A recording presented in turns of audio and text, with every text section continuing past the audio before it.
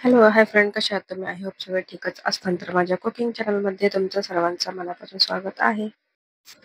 आणि माझ्या चॅनलला सबस्क्राईब केलं नसेल तर प्लीज माझ्या चॅनलला सबस्क्राईब करा आणि आपली रेसिपी स्टार्ट करूया. तर मी तुमच्यासाठी रोज अशी एक नवीन काही ना काही रेसिपी घेऊनच येतच आहे ती. तर मी आज ही रेसिपी घेऊन आलेली आहे. तर आत्ता स्टार्ट झालेले आहे रोजे आपले. म्हणजे रमजान महिन्याचे जी रोजे आहे ते सुरू झालेले आहेत. ते तर पहिला दिवस आहे रोजेचा. त्यासाठी मी इथं म्हणजे जे रोजदार आहेत त्यांच्यासाठी मी काहीतरी बनवणार आहे. जे रोजदार आहेत त्यांच्यासाठी मला इथं बनवायचा आहे वडापाव. तर तुम्ही पाहत असाल इथं 1 ते 1.5 किलो मी बटाटे घेतलेले आहे आणि आपल्या कुकरमध्ये ठेवून त्याला मी बॉईल करून घेतलेले आहे. आणि इथं मी घेतलेले आहे काही लसूण, हिरवी मिरची, म्हणजे बटाट्याची क्वांटिटी जरा जास्त आहे तर मग त्यासाठी आपलं हिरवी मिरची आणि ते लसूण जे आहे ते भरपूर लागणार आहे. त्याला मी मिक्सरमध्ये बारीक करून घेणार आहे.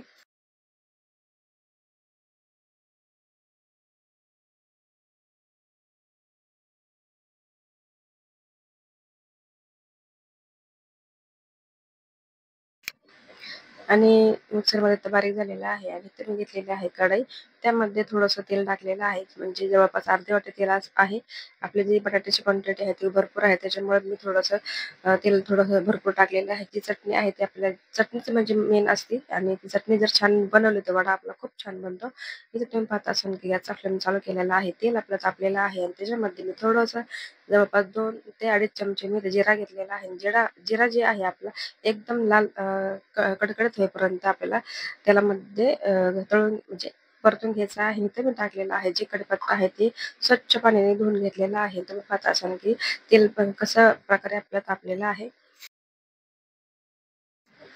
इथे मी घेतलेले आहेत हिरवी मिरची जी मिक्सरमध्ये बारीक करून घेतलेली आहे.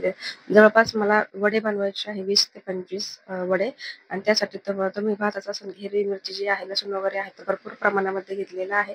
तर जी आपली हिरवी मिरची, लसूण जी आहे आपल्या तेलामध्ये चांगल्यापैकी परतून घ्यायची आहे, जोपर्यंत साईडनी गोल्डन आणि ब्राऊन होत नाही तोपर्यंत. आणि ठसका उठायला लागला की म्हणायचं आपली हिरवी मिरची तळून झालेली आहे. आणि तुम्ही तर पाहतच असाल की मी पूर्ण एकसारखी मिक्स करून घेत आहे.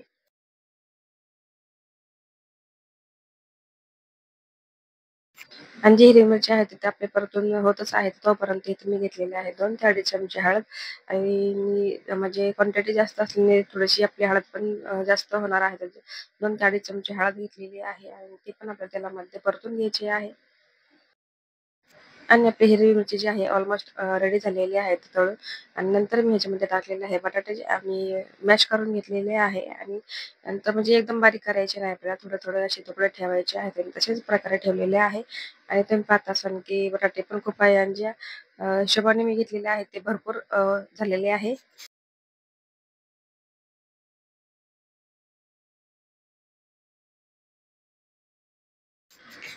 आणि ते गॅसचा फ्लेम कमी करून एकदम व्यवस्थित आपल्याला जी आपल्या हिरवी मिरची कन्व्हर्ट करायचं आहे, एकदम व्यवस्थित आपल्याला हळू वर हाताने एकदम व्यवस्थित मिक्स करून घ्यायचं आहे.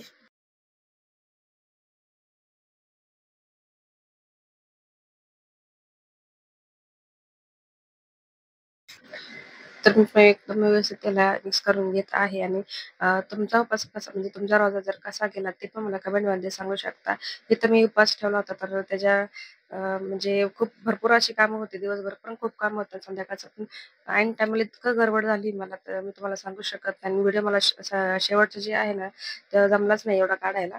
आणि नंतर मग जेवढा जमला त्या तुमच्याशी तेवढा शेअर केलेला आहे. तुम्ही म्हणत असाल की ही रेसिपी अर्धी दाखवलेली आहे, अर्धी नाही. ती मग फक्त असं गडबडीचा मला टायमिंगचा म्हणजे इथं कसं असतं उपवास सोडायच्या टायमिंगला टायमिंग असतो, तर त्या टायमिंगला थोडंसं माझं चूक झाली होती. मागं-पुढं थोडंसं झालं होतं. तरीही गडबडीत मी तेवढे वडे बनवले आणि तेवढे वडे रोजदारांना मी म्हणजे पाठवून दिले मस्जिदमध्ये. आणि नंतर मी काही शेजाऱ्यांना पण दिले आणि नंतर मग घरी पण ठेवले होते.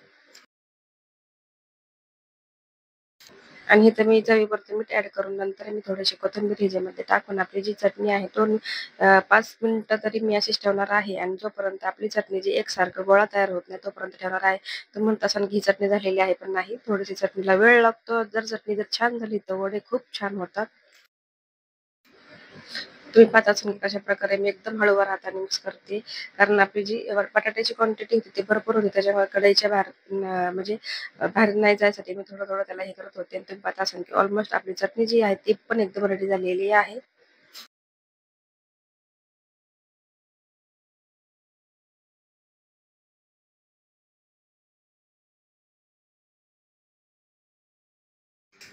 आणि तुम्ही पाहत असाल ऑलमोस्ट आपली चटणी पण बनवून झालेली आहे.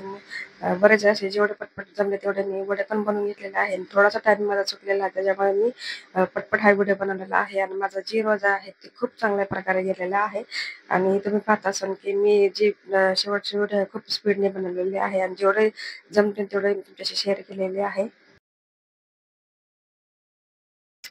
तुम्ही तर पाहत असाल की मी पाव वगैरे सगळे रेडी करून ठेवलं होतं आणि नंतर मी पटापट वडे तळून मध्ये देऊन टाकले. आणि इथं तुम्हाला माझा व्हिडिओ कसा वाटला नक्की तुम्ही मला सांगू शकता. व्हिडिओ आवडला असेल तर व्हिडिओ लाईक करा, चॅनलला सबस्क्राईब करायला अजिबात विसरू नका. भेटूया नेक्स्ट व्हिडिओमध्ये. तोपर्यंत स्वतःची काळजी घेत राहा. सर्वात महत्त्वाचं खात राहा. बाय.